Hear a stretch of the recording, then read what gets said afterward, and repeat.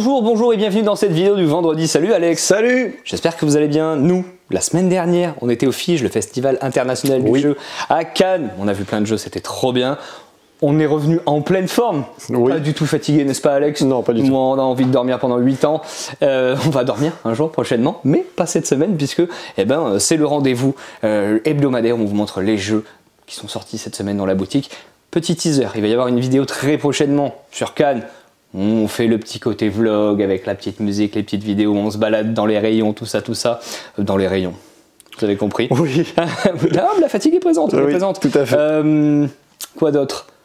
On va parler des jeux. Bien sûr. On a vu ceux auxquels on a pu jouer un petit peu, qui nous ont marqué, les jeux qui nous ont hypé, on s'est projeté, on s'est dit waouh, ça a l'air vraiment bien. D'ailleurs, peut-être que d'ici le tournage, on aura joué à 2 ou 3 de ces jeux-là. Puisqu'on a ramené quelques jeux, on n'a pas eu le temps de jouer à tout encore, pour mon plus grand malheur. Je sais que j'ai plein de choses à penser. Oui. Hop là, je me suis préparé les pieds anti-sèche par ici. Nous avons ramené des petits goodies, évidemment, qu'on vous distribue en caisse en ce moment. Par exemple, là, prochainement, les 3 prochaines personnes qui vont passer acheter Captain Flip vont repartir avec Flip le Dauphin. Je sais pas jusqu'à quand cette offre est valable parce que ça se trouve le vendredi matin on aura tout vendu, mais c'est pour vous donner envie, voilà, tout simplement.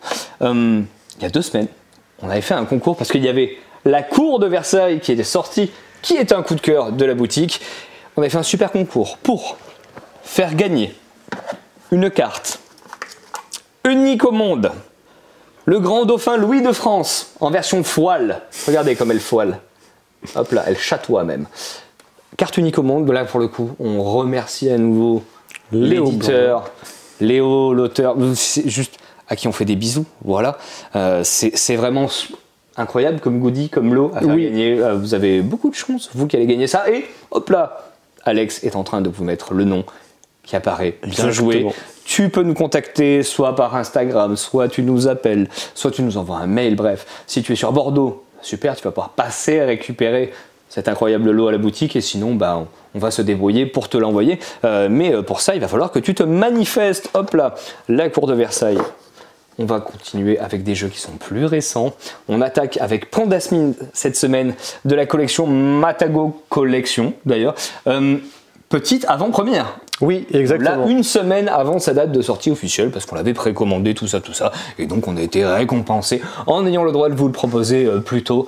Et eh bien, je suis grave content, parce que moi, un de mes jeux préférés, c'est Gang of Four, et que Pandaspin, c'est une sorte de Gang of Four, ce genre de jeu dans lequel il faut se débarrasser de cartes de sa main en faisant des combinaisons de cartes de plus en plus fortes.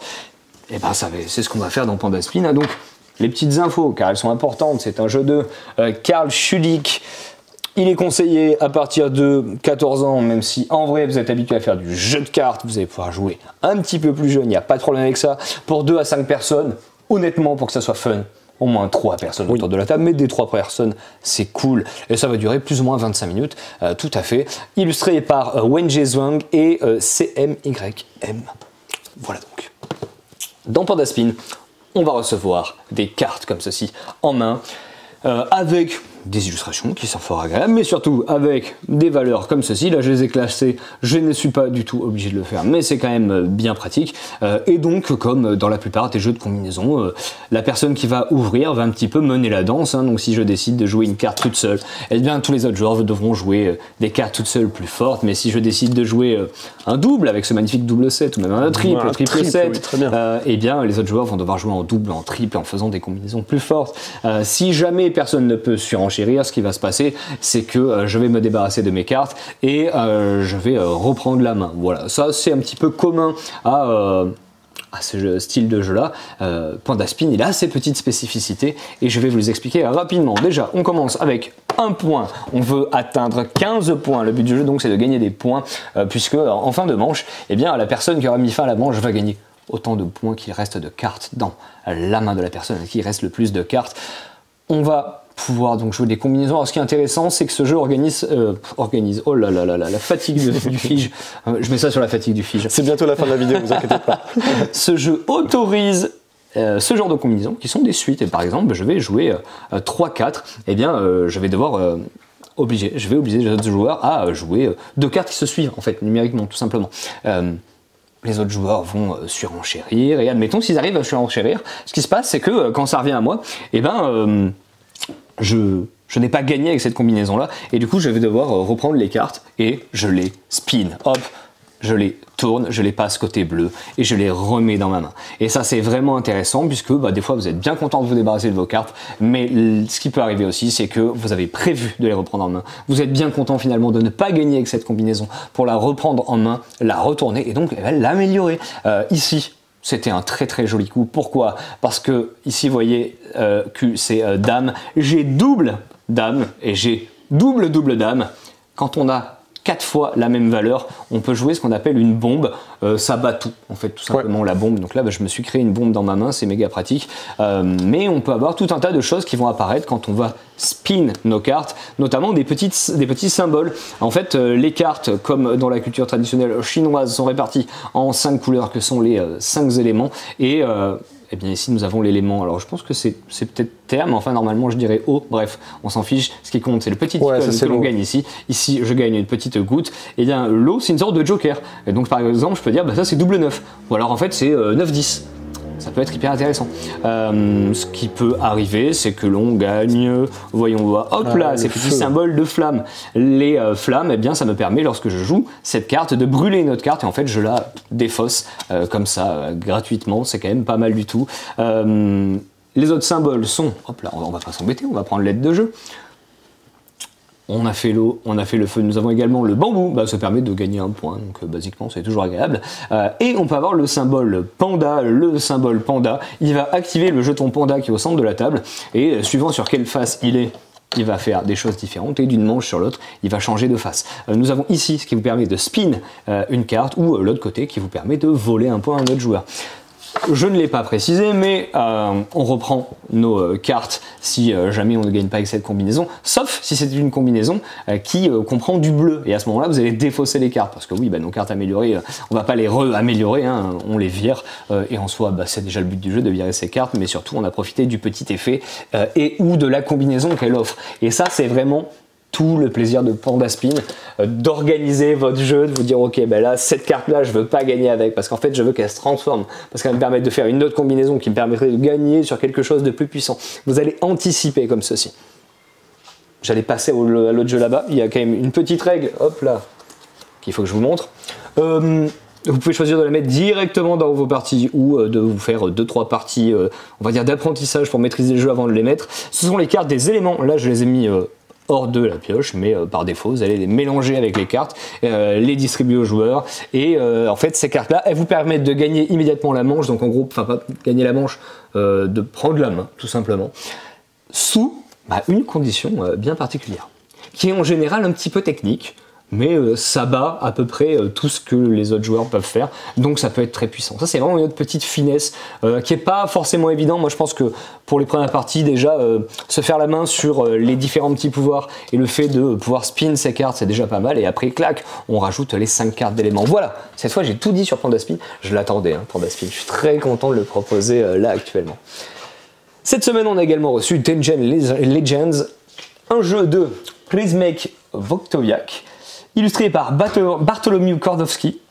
C'est Rebel Studio qui nous propose ça, et c'est un jeu dans l'univers de... Oh là là là là. Ouais, l'univers de on a compris l'univers. C'est bien ça, c'est l'univers de Averse. Tout à fait. Bref, l'univers de Havel. On a eu les chroniques d'Havel il y a bien 2 ans, 2 ans et demi, 3 ans, je ne sais plus trop, bref, qui était une sorte de Tower Defense / exploration coopérative familiale. On allait se promener dans un royaume en famille, combattre des monstres, monter de niveau. Pourquoi? Parce qu'à la fin il y avait le grand méchant qui apparaissait, et là ça passait en mode Tower Defense. Et dans Dungeon Legends on va retrouver ça, parce que là on fait vraiment le focus sur le côté Tower Defense. C'est toujours du coopératif, c'est un petit peu plus joueur, un tout petit peu moins familial, mais franchement on reste sur un jeu qui vise le fait de pouvoir jouer en famille ou avec les copains sans avoir des heures d'explication de règles. Il y a énormément de matos, c'est foisonnant, c'est pas pour autant que c'est difficile à prendre en main. C'est pas cher de mémoire. On est sur une boîte à 50 €. C'est vraiment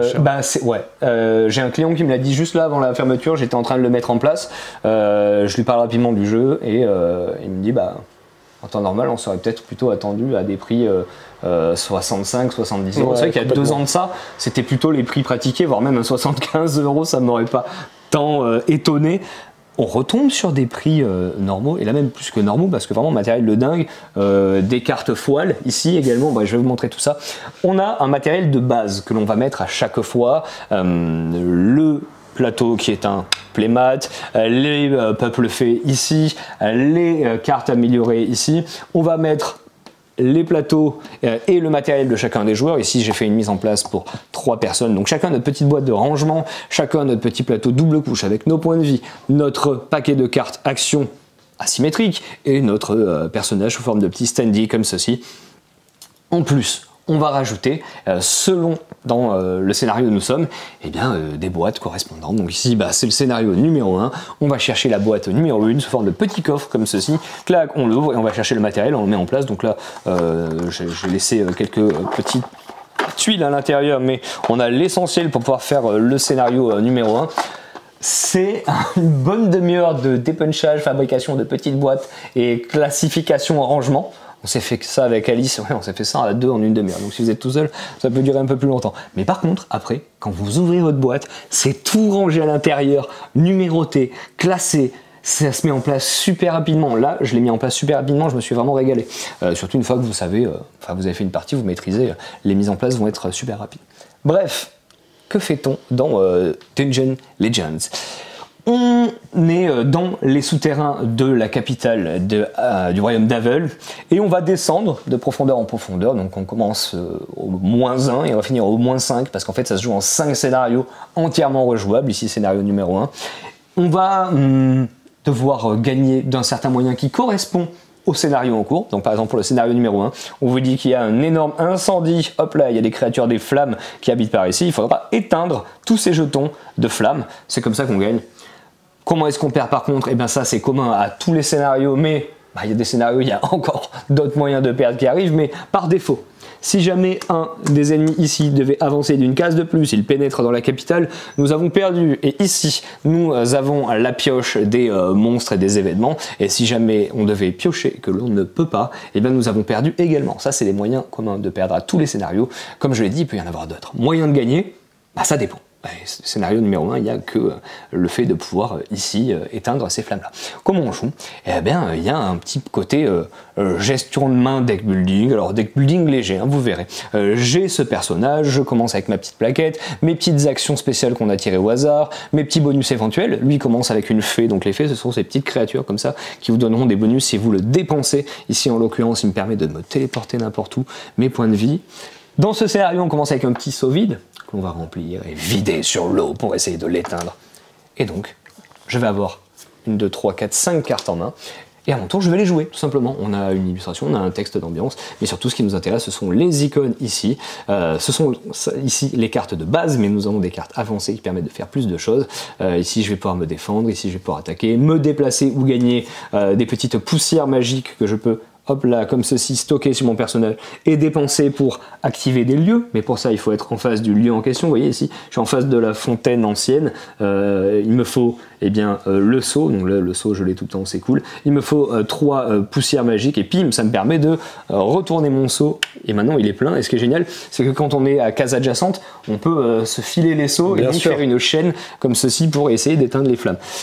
Sachant que on peut utiliser autant de symboles que l'on veut, que l'on peut surtout, vu qu'on va avoir 5 cartes en main par défaut, mais par contre on ne peut activer qu'un seul lieu. On va pouvoir avec les petits pieds se déplacer, vous vous en doutez, avec les épées on va pouvoir attaquer les monstres. Vous voyez ici je suis en face du chevalier des ténèbres, je pourrais l'attaquer, oui mais il a 2 symboles de morsure, ça veut dire que moi il me ferait subir 2 attaques en représailles. Heureusement j'ai des petits boucliers en main, donc ça me permettrait de me protéger de ça, etc. etc. On va faire nos actions de tour, et ensuite on va tirer une carte ici.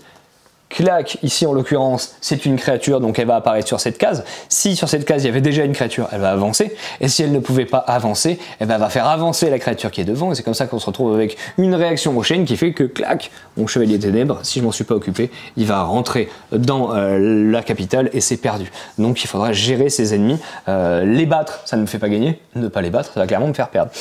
ils ont des petits effets. Lui, par exemple, il me dit quand il applique son effet, il va incendier la baliste. Et donc là, je vais chercher normalement un petit jeton incendie que j'ai laissé de côté et je vais le mettre ici, clac, dans la baliste. Et donc, on se retrouve avec des lieux qui nous infligent des dégâts parce qu'ils sont enflammés et ça va être très embêtant puisque chaque lieu va nous donner accès à des petites choses. La baliste nous permettra d'attaquer à distance des créatures.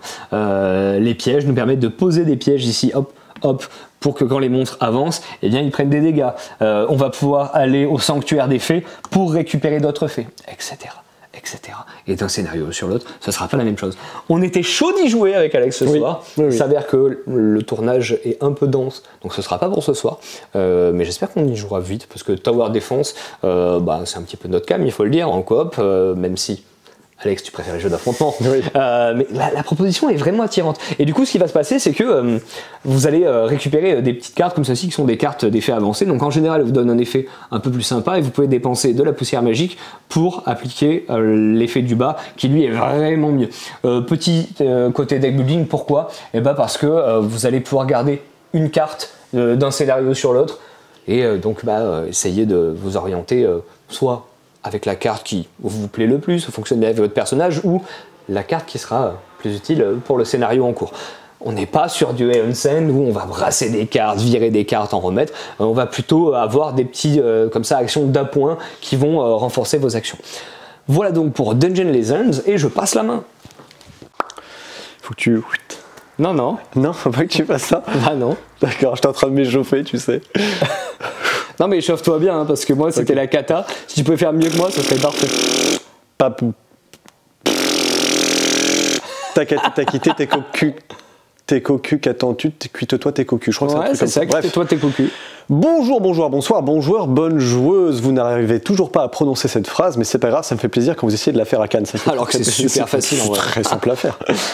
Je suis très heureux de vous parler aujourd'hui de mon jeu de cartes favori de ce début d'année 2025 qui s'appelle Danger. J'adore ce jeu, je dis pas ça parce que c'est la boîte de jeu et que je trouve qu'ils font en général quand même de très bons jeux. Là pour le coup, je les attendais pas trop sur un petit jeu de cartes à ce profil entre guillemets Skijo-like. Ok, ce sont des cartes qui sont pas spécialement jolies, qui ont des valeurs, donc visiblement tout le monde veut ça.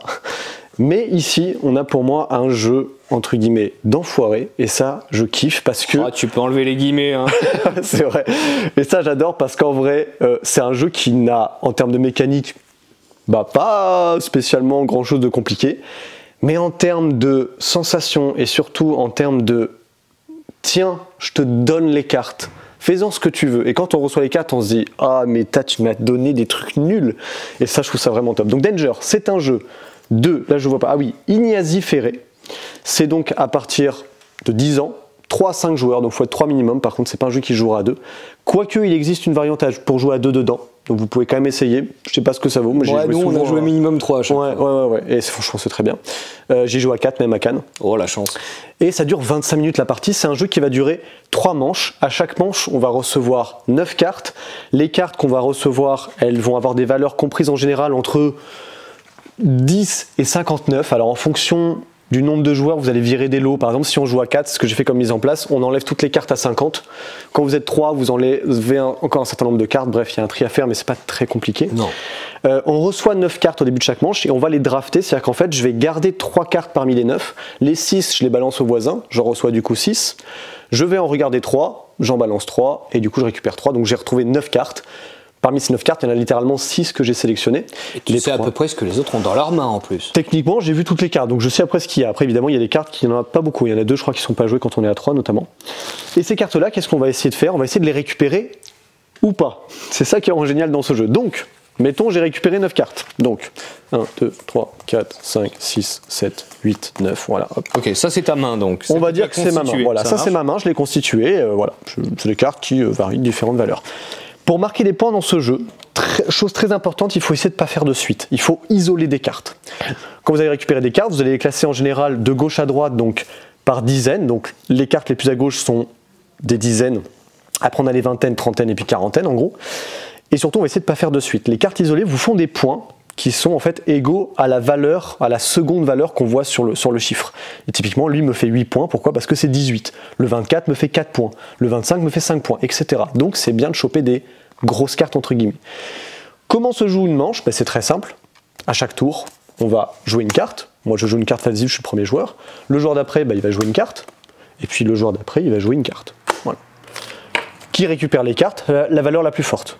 Du coup, là, c'est celui qui a joué 39, qui récupère le 39, qui récupère le 33 et qui récupère le 12. Il va les mettre dans une première rangée. Vous verrez qu'en fait, il y a 3 rangées, mais là, il les met au plus haut. Pourquoi? Parce que ces cartes-là sont isolées.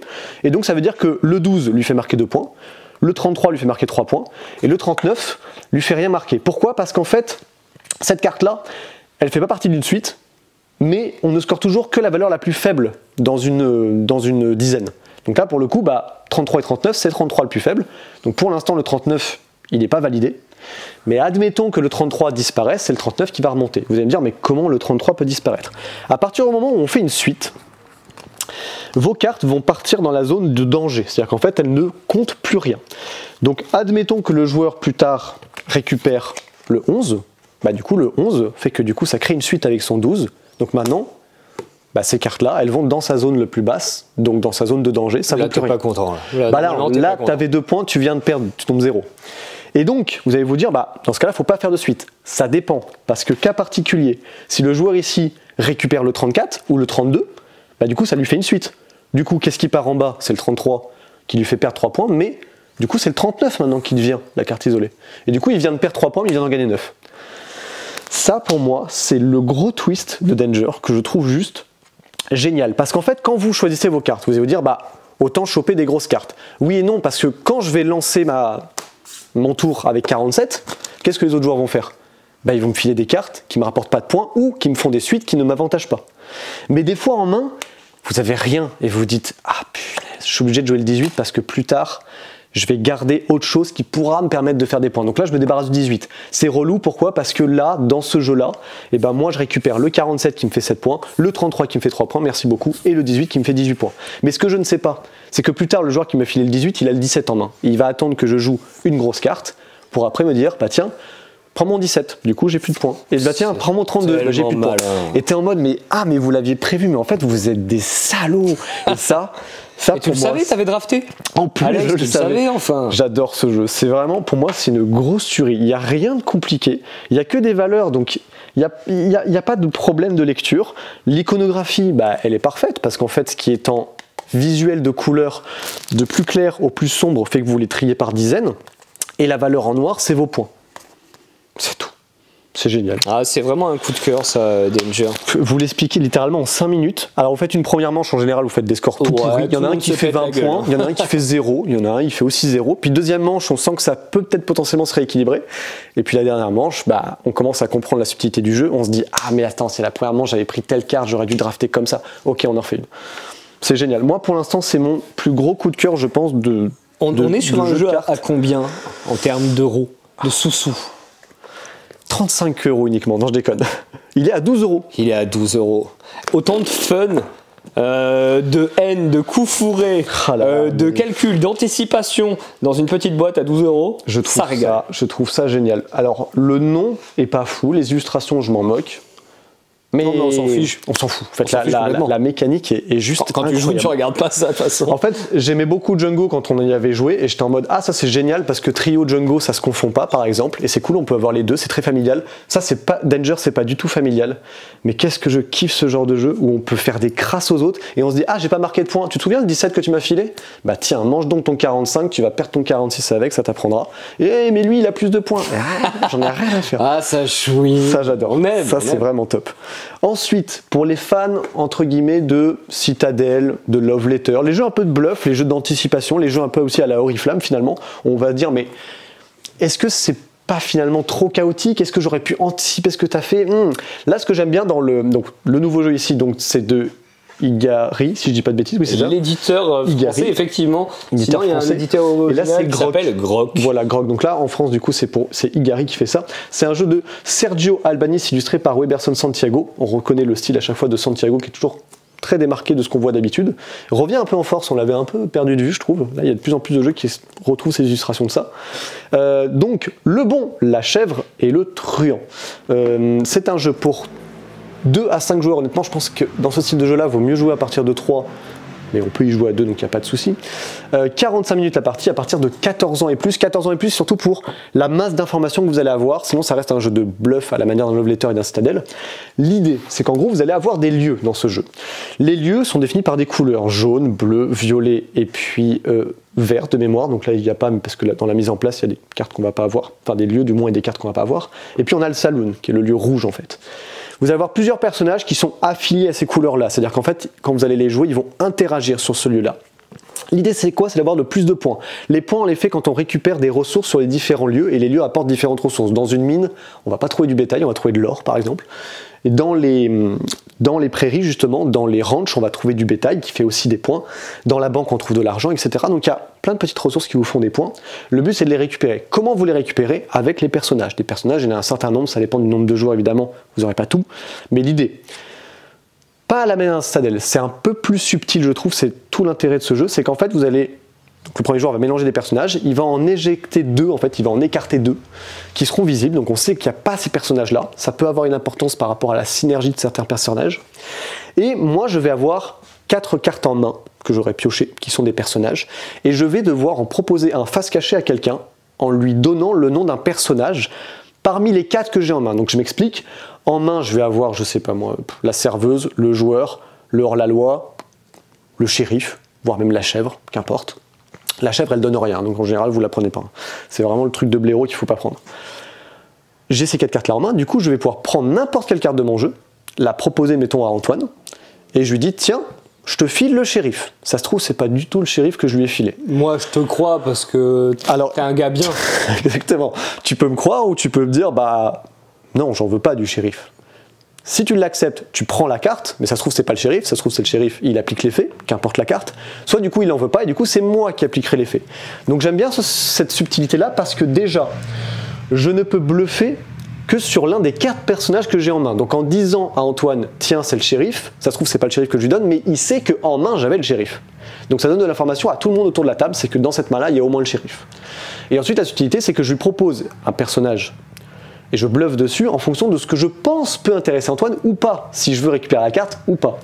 Je trouve que ça crée une légère subtilité sur une mécanique simple, c'est du bluff sur de la carte, mais par contre je ne bluffe avec une contrainte qui est liée à ce que j'ai en main, ce que je trouve assez cool.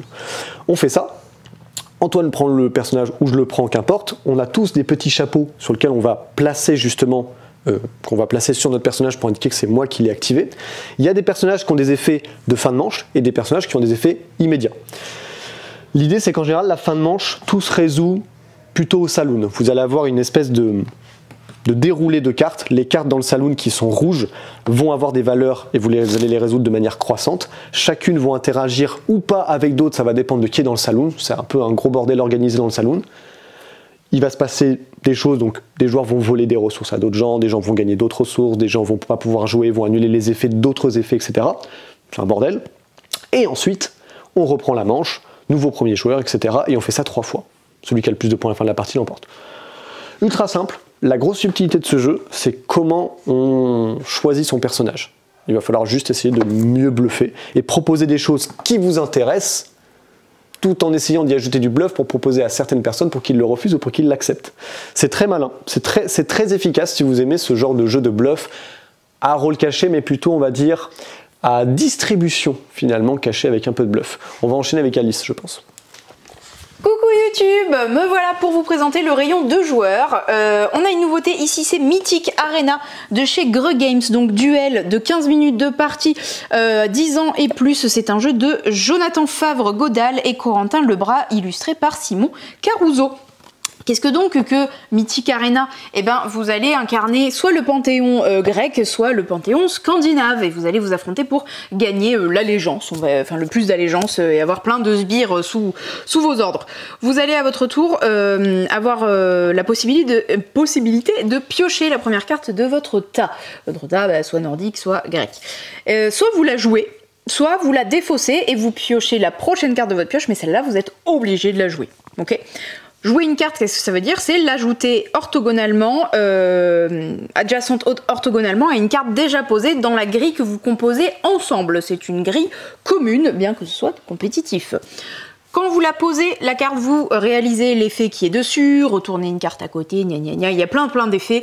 Et ensuite, vous allez aussi comparer les forces, c'est des petits numéros, vous comparez votre force avec toutes les cartes adjacentes orthogonalement à celles que vous venez de placer.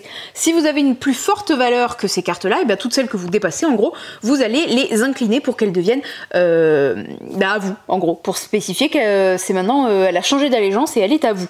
Une fois que vous avez complété la grille de 4 par 4, on va compter tous les alignements de votre allégeance de 3 cartes, ouais c'est ça, 3 cartes de votre couleur qui se touchent en alignement, vous fait des points, et aussi si vous êtes majoritaire, si votre allégeance est majoritaire dans la grille.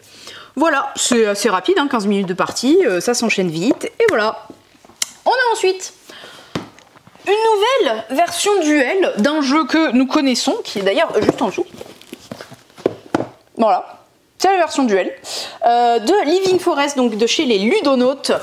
C'est un jeu de Ask Christiansen et illustré par Apolline Etienne. Donc Living Forest Duel, qu'est-ce que c'est? Je vais vous expliquer, et ceux qui connaissent, ils vont dire ah ça c'est une différence, et ceux qui connaissent pas, ils vont quand même avoir un peu l'aperçu du jeu.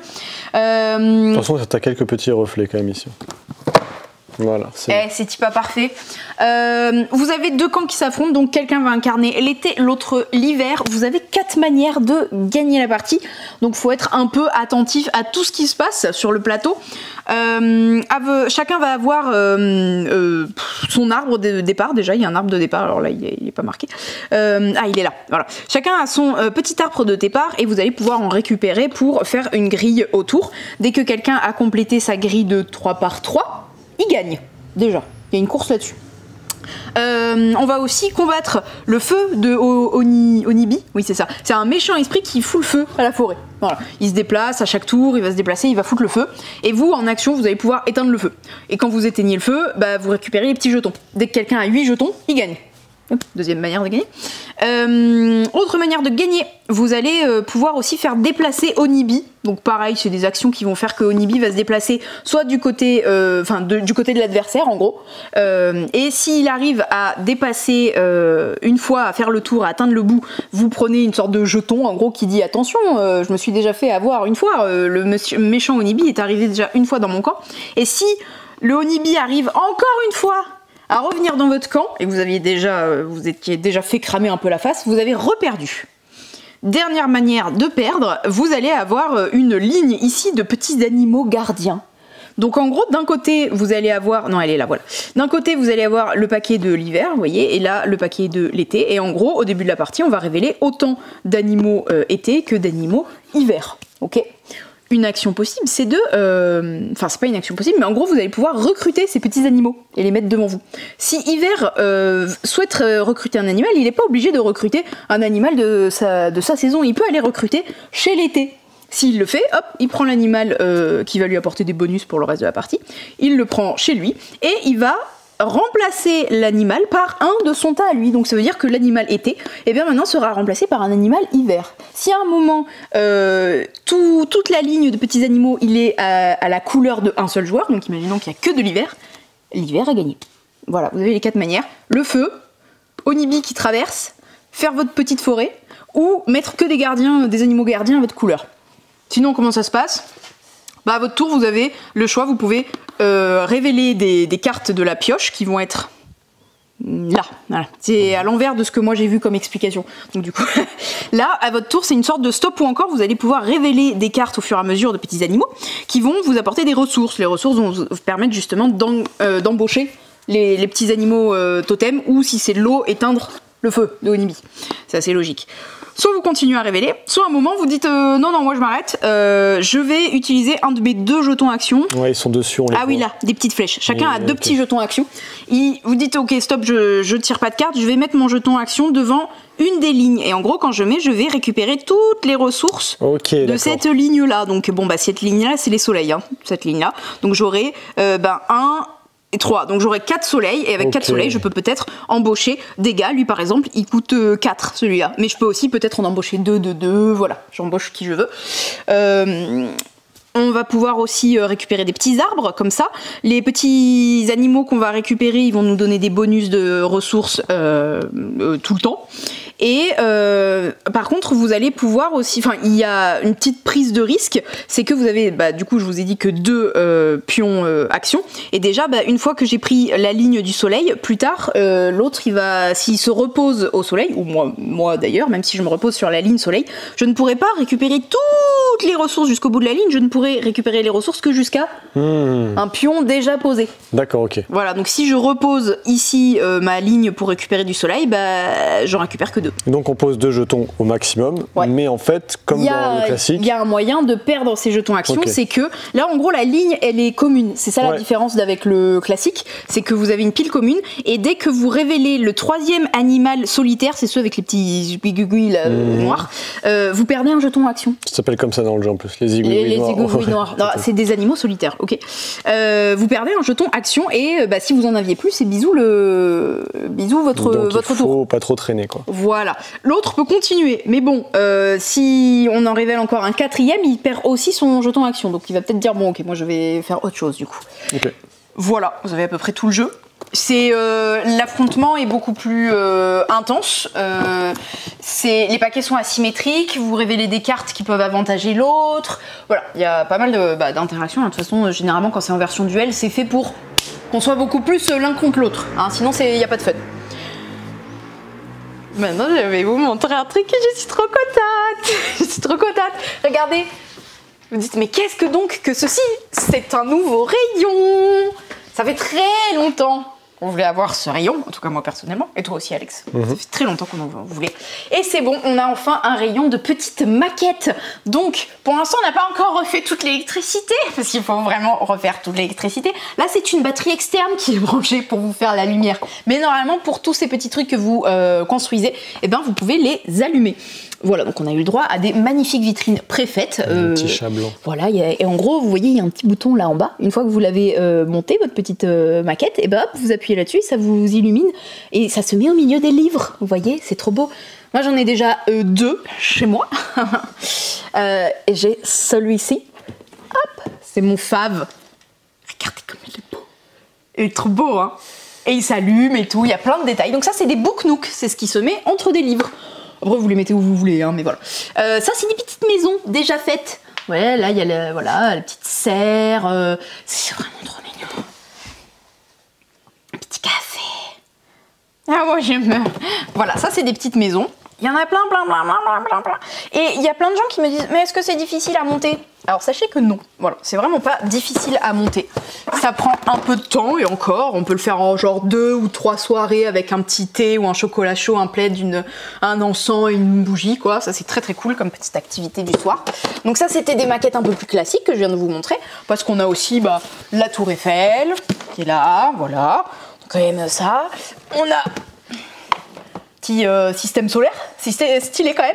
Bon après, j'avoue, moi ce qui me fait triper dans tout ça, c'est quand même les petites maisons.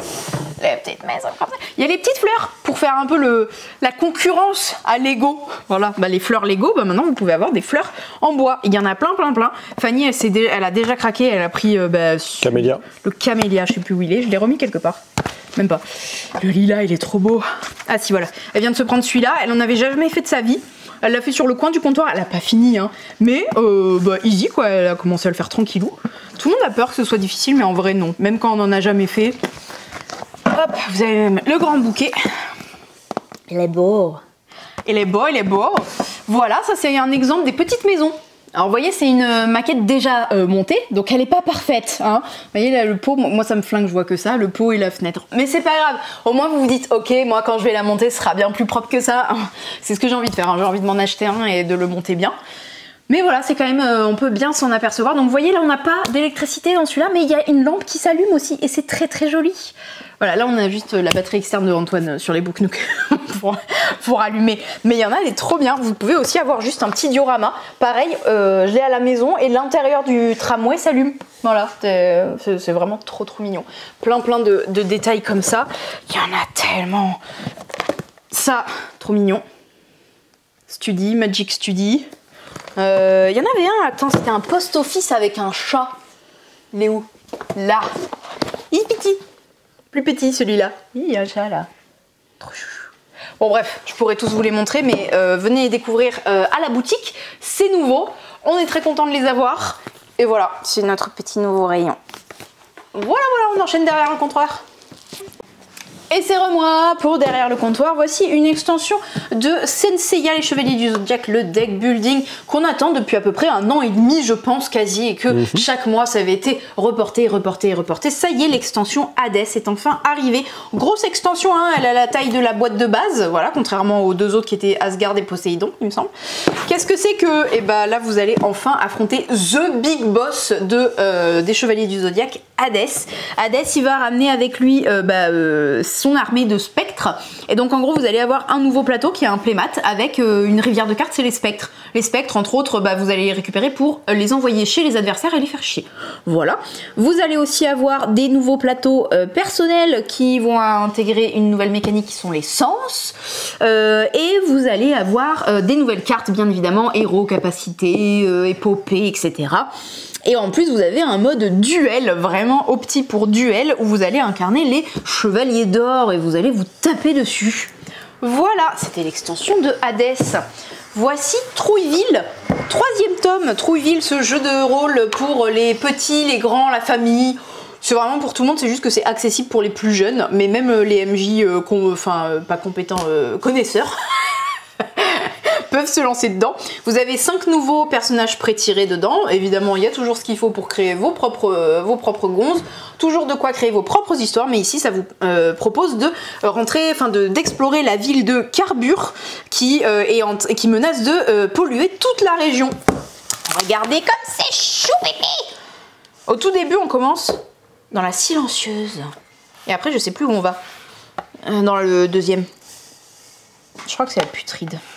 Non, là on va dans Carbure, du coup on va ici. Hop, et voilà, comment c'est mignon. Pour une fois, en gros, ce jeu de rôle, la grande différence aussi, c'est que vous incarnez les monstres, et en gros les monstres c'est des gentils, c'est les héros pour une fois, c'est pas les méchants. Voilà, ils sont trop beaux, ils sont trop mignons. Hop, et maintenant, nouveauté de cartes à collectionner. On a ici l'Orcana saison 7, livre de Arcadia. Bref. Donc les boosters, les decks de démarrage, on a Rubis et Saphir, et on a Améthyste et Acier. Oui, j'adore Yago et Aladdin. En plus, j'ai revu Aladdin il n'y a pas longtemps. Et Jafar. Oui, putain, Jafar. On a ici un coffret cadeau Lilo et Stitch. Voilà, incluant 5 boosters, une carte promo qui est celle-ci. Voilà, c'est plutôt cool. Dedans, vous avez ce genre de choses. C'est pour ranger, hein, principalement. Ouais, il y a une boîte de rangement avec. Quoi. Un assortiment aléatoire de 5 boosters issus de l'Ascension des Floodborn, donc la 2, Terre d'encre, la 3, Retour d'Ursula, la 4, et le Ciel scintillant, la 5. Donc il n'y a pas Mère Azurite, l'avant-dernier, et ni le premier chapitre. Voilà, une boîte de rangement Lilo et Stitch, et 3 séparateurs de cartes. En vrai, il est trop mimi. Voilà, vous avez les Troph Pack. Troph Pack. Le Troph Pack, c'est une boîte de rangement, 7 séparateurs de cartes, 8 boosters, chacun contenant 12 cartes, forcément. 6 dés compteurs de nuages et un compteur de l'or. Voilà à quoi ça ressemble. Voilà. On a oublié de les ramener devant, mais on a du Pokémon. En tout cas, au moment où on tourne cette vidéo, c'est-à-dire à 21h, demain à l'ouverture, on a un petit peu de packs là, des bundles de je sais plus combien, 3 6 boosters, je crois. 6 boosters de trucs évolution prismatique. On en a un peu, sûrement que quand vous regardez, on n'en a plus. Donc comme d'habitude pour Pokémon, appelez-nous avant de faire le déplacement. Ou alors si vous voulez faire le déplacement et juste nous voir et peut-être pas les Pokémon, pas de soucis, venez nous voir. Voilà, on a aussi des doubles packs et des boîtes là en métal carré. C'est pas les tin box, hein, vraiment les plus grosses comme ça.